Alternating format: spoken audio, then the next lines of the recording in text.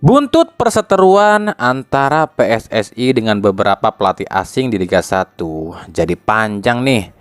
Manajer Timnas Sumarji nampaknya udah ngadu ke ketum PSSI dan akhirnya ketum PSSI mengeluarkan pernyataan seperti ini.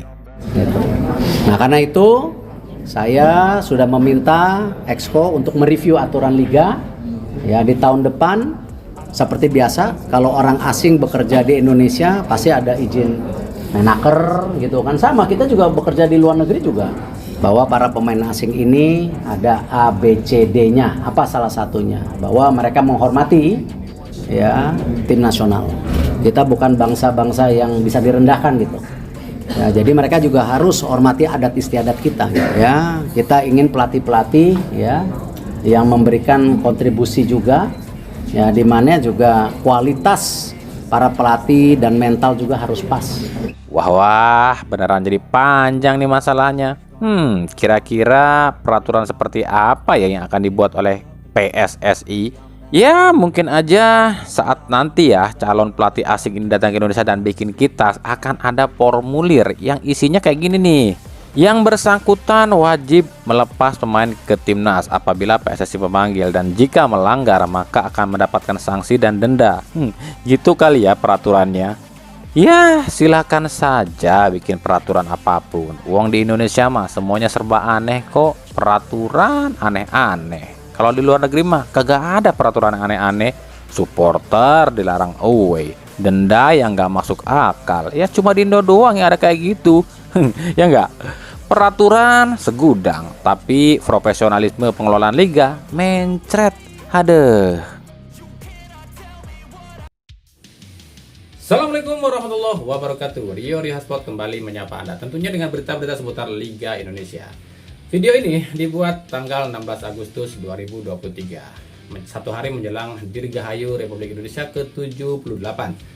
Kami dari tim Rio Rihasport mengucapkan Dirgahayu Republik Indonesia ke-78. Semoga Indonesia tetap jaya dan lebih sehat dan lebih bersih, dan semua bisa lebih berkembang. NKRI harga mati. Oke. Ada berita apa saja sih di Rio Rihasport untuk edisi kali ini? Seperti biasa ya, setelah atau selain berita yang udah kami sampaikan di awal segmen, kita akan kupas beberapa berita yang tengah terjadi di Liga Indonesia atau Liga 1 khususnya ya, untuk di beberapa waktu belakangan ini. Ada dari timnas, ada juga dari klub-klub Liga 1. Tapi seperti biasa, sebelum kita kupas dan bedah semuanya, saya tetap mendukungannya untuk channel ini agar terus berkembang dan bisa memberikan berita-berita informatif yang tentunya semoga saja bermanfaat untuk kita semua. Caranya masih sama, dengan klik subscribe, aktifkan juga notifikasi loncengnya, like, share, dan juga komen. Dan inilah Rio Rihasport selengkapnya.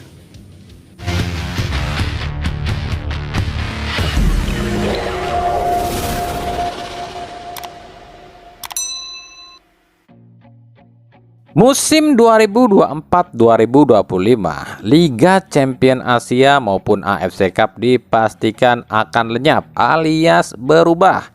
Ya, AFC telah merubah kompetisi antar klub benua Asia. Kabarnya AFC akan meniru langkah UEFA dalam pengelolaan kompetisi liga antar klub benua Asia. Sebenarnya ACL, AFC Cup ini tuh nggak hilang, tapi cuma diganti nama dan ditambah satu kompetisi baru. ACL alias Asia Champions League akan diubah nama menjadi Asian Champions League Elite. Sementara AFC Cup akan diganti nama menjadi AFC Champions League 2. Dan satu turnamen baru yakni AFC Challenge League. ACLE alias Asia Champions League Elite akan diisi 24 tim. ACL2 akan diisi oleh 32 tim, sementara ACCL alias Asia Challenge League ini akan diisi oleh 20 tim. Tujuan AFC merubah format ini agar klub-klub di benua Asia ini akan lebih banyak dapat kesempatan tampil di kancah internasional. Sebab kabarnya juara dan runner-up ACCL otomatis akan lolos ke ACL2. Juara dan runner-up ACL2 otomatis lolos ke ACLE, dan juara dan runner-up ACLE otomatis lolos ke Piala Dunia antar klub. Tapi untuk regulasi dan ketentuan siapa saja peserta 3 turnamen ini, AFC belum merilis ya. Apakah yang masuk ke ACLE ini khusus untuk juara di liga saja, sementara peringkat 2 dan 3 di liga akan main di ACL2 dan peringkat 4 dan 5 di liga akan main di ACCL. Tapi yang jelas, jika benar regulasinya seperti ini akan menarik ya, sebab di setiap negara akan mengirimkan 5 tim yang main di internasional. Kita beralih ke berita klub. Kita mulai dari PSIS Semarang. Gali Freitas alias Paulo Gali, pemain asal Timor Leste keturunan Portugal ini tengah jadi rebutan klub-klub, bukan cuma klub Liga 1, tapi klub luar negeri juga. Hal ini lantaran kegemilangan Gali bersama PSIS. Bos PSIS Semarang, Yoyo Sukawi, sempat emosi dan jengkel dengan banyaknya klub yang ajukan tawaran pada PSIS untuk bisa memboyong Gali. Menurut Yoyo, Gali tak dijual dan kontraknya baru akan habis di 2025.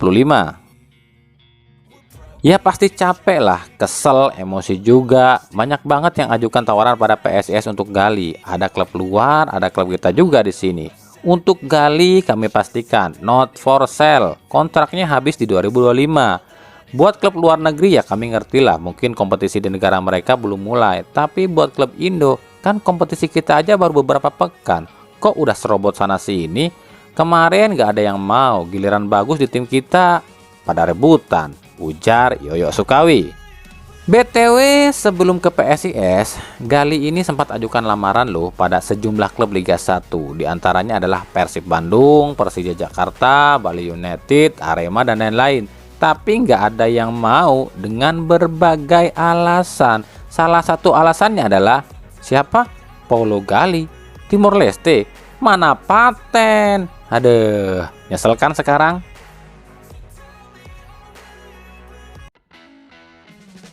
Dari Persikabo kabarnya akan mencoret salah satu pemain asingnya. Dan santer terdengar isu jika pemain tersebut adalah Rafael Conrado yang memang sudah sejauh ini ya belum terlihat maksimal. Awalnya pelatih Salrofi ini mengincar striker asal Meksiko. Sebenarnya ada beberapa nama yang disodori manajemen pada pelatih. Salah satunya mungkin ada mantan bomber Persib Bruno Katanhede dan mantan penyerang PSM Makassar Giancarlo Rodriguez. Tapi kala itu Salrofi tetap kekeh ingin mencari striker Meksiko. Dan nama Amaury Escoto yang paling mencuat. Striker asal Meksiko berusia 30 tahun yang saat ini membela klub FC Juarez di Liga Meksiko yang telah mencetak 2 gol dari 3 laga. Tapi ternyata Salvador Rodriguez atau Salrofi resmi diistirahatkan dan jabatannya diganti nih menjadi direktur teknik. Sementara pelatih kepala ternyata Persikabo memilih Aji Santoso menjadi pelatih kepala. Hal ini terlihat di akun Instagram resmi Persikabo. Dari Persebaya resmi melepas Bejo Sugiantoro dan Mustaqim sebagai asisten pelatih. Bejo dan Mus kemungkinan akan ikut bersama Aji Santoso. Tapi tak sedikit netizen yang meminta Bejo ini justru ke Persib. Sebab di Persib ada sang anak yakni Rahmat Irianto. Nah ini akan menarik nih. Rian pernah diminta pulang ke Persebaya, tapi di Persebaya udah nggak ada sang ayah. Nah sekarang apakah nantinya Irianto akan tetap pulang ke Persebaya atau justru sang ayah yang ikut sang anak ke Persib? Di sisi lain, kepastian pengganti Aji Santoso di Persebaya kabarnya akan ditentukan nanti usai Persebaya melawan PSM. Menurut pihak Persebaya, pelatih asing ini akan datang bersama 2 asistennya.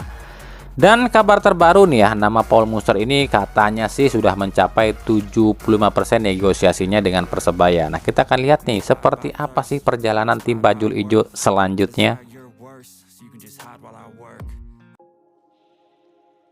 Dari Persib Bandung, kita update ya siapa saja pemain Persib yang kemungkinan akan absen lagi. Ingat lagi ya, sementara Persib itu udah banyak yang absen nih di laga lawan PSIS. Yang pertama ada Teja Paku Alam. Teja dikabarkan cedera lengan kanan dan harus istirahat selama 1 pekan. Ya lamun cek orang Sunda mah kasaleo meureun ya. Yang kedua Rahmat Irianto. Rian dikabarkan cedera pergelangan kaki kanan dan harus istirahat selama 2 pekan.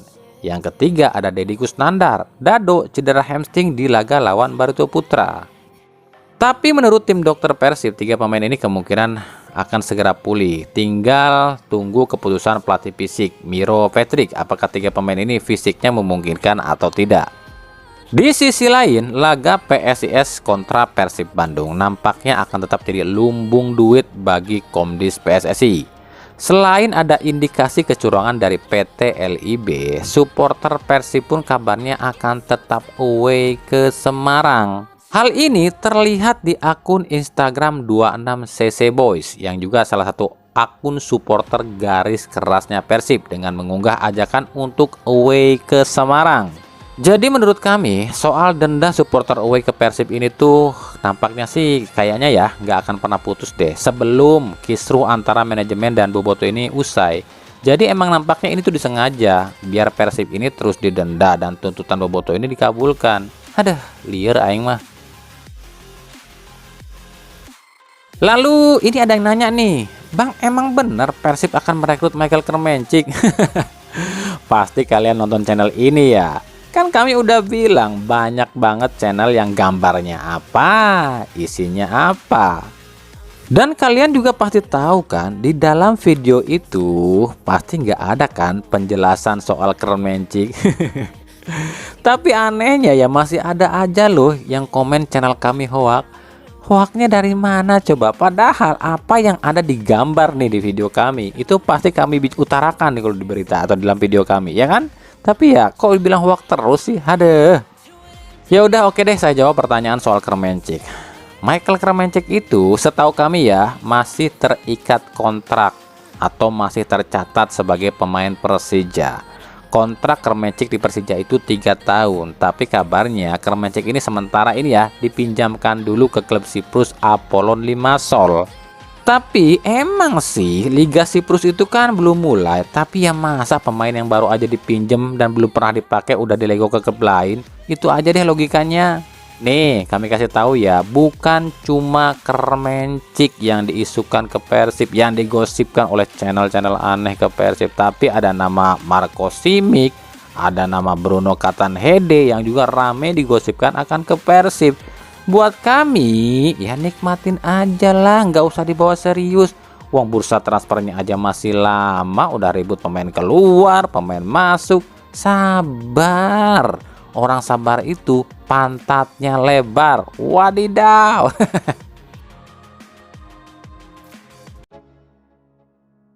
Dari Liga 2, yang pertama ada Persikab Kabupaten Bandung yang resmi meresmikan pemain asing keduanya, lagi-lagi dari Uzbekistan, yakni Akoror Umarzonov, berusia 29 tahun, berposisi sebagai gelandang serang yang musim lalu bermain di Liga Mongolia bersama klub Korv FC. Jadi dua pemain asing Persikab ini semuanya dari Uzbekistan ya. Lalu ada Nusantara United yang resmi menunjuk anak musisi Ahmad Dhani dan Maya Estianti, yakni L. Jalaluddin Rumi, sebagai presiden klub. L akan jadi artis kelima yang berkecimpung di sepak bola. Setelah sebelumnya ada Raffi Ahmad di Rans, ada Atta Halilintar di Bekasi City FC, Gading Martin di Persik Kediri, dan Kaisang Pangarep di Persis Solo. Kemudian ada Gresik United yang kabarnya sepakat untuk mendatangkan ex gelandang Arema asal Jepang, Renshi Yamaguchi. Selain itu ada nama Andik Firmansyah yang juga kabarnya akan merapat ke Gresik United. Oke, mungkin itu saja ya berita singkat kita di edisi kali ini ya. Sekali lagi kami dari tim Rio Sport mengucapkan Dirgahayu Republik Indonesia ke-78. NKRI harga mati merdeka. Oke, terima kasih yang telah menyaksikan video ini dan mengunjungi channel ini. Kritik dan saran selalu kami nantikan di kolom komentar atau di media sosial kami yang ada di bawah ini. Sampai jumpa di video kami selanjutnya dan salam Rio Sport. Wassalamualaikum warahmatullahi wabarakatuh.